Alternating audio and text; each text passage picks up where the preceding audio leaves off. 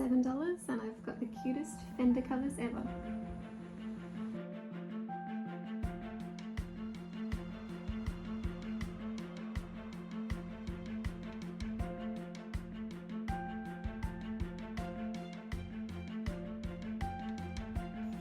Today I'd like to show you how to make brand new Fender covers out of op-shopped items.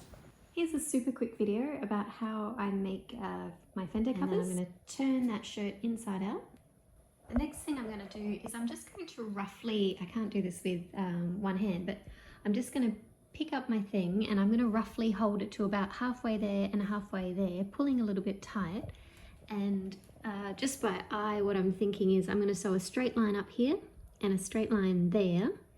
And what that's going to do is it's going to give me the shape. So you can be more accurate if you want, but I'm finding that they, as long as the material is quite stretchy, that if you make it a little bit smaller, it's okay, because when you pull the drawstrings tight, it hugs your Fender anyway. So I'm going to put down the phone, work out how far apart I need my straight lines to go, and then I'll show you what to do from there. I've decided on here and here. I'm going to cut that straight up there, sew both sides. There we go, super simple.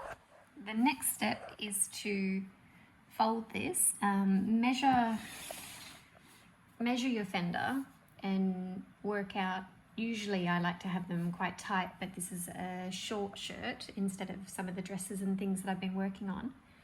So I'll have to use what I've got. So I'm just going to fold this as least amount as possible. Sometimes I fold bigger, sometimes I cut, but this one I'll need to have as much length as possible remaining. So I'm just going to cut there, not cut there, sorry, I'm going to sew there. So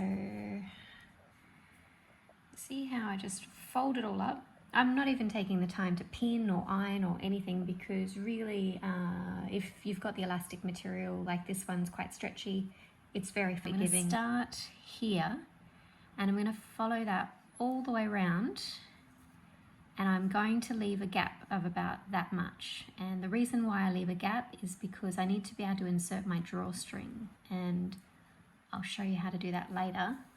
On the top here we've got that, and I'm just going to cut the least amount possible there, and then do a small fold and do the same thing, and then I'll be ready to drawstring the top and bottom. This one's verging on being a little bit short, but I still think it's going to be fine, so I'm going to carry on. I'll do my folds, my sew, and do the drawstring. So there we go, sewn at the bottom and the top, and I've got an old shoelace that I rescued from an old shoe that was broken.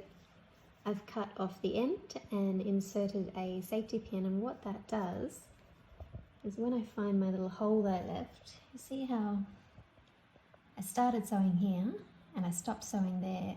This part here is a hole, and what I'm going to do is use this safety pin to push it in, and with my fingers I can guide that safety pin all the way around and then pull it tight, and that's what will give the drawstring.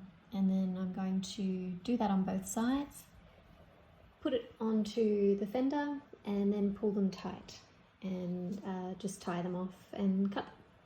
There we go, I've got one side and the other side. Now just to invert the piece and struggle it on. Hopefully it's nice and tight, and I'm hoping to cover at least the white just so that it looks as good as possible. But like I said, I was using what I had. With all the other ones I had skirts and dresses, so they were a lot easier to use than a top. There we go, voila! This is actually my favourite one. I really like the colour and the texture. Worked out really well. Covered both the top and bottom like I wanted, and it's nice and tight. Perfect.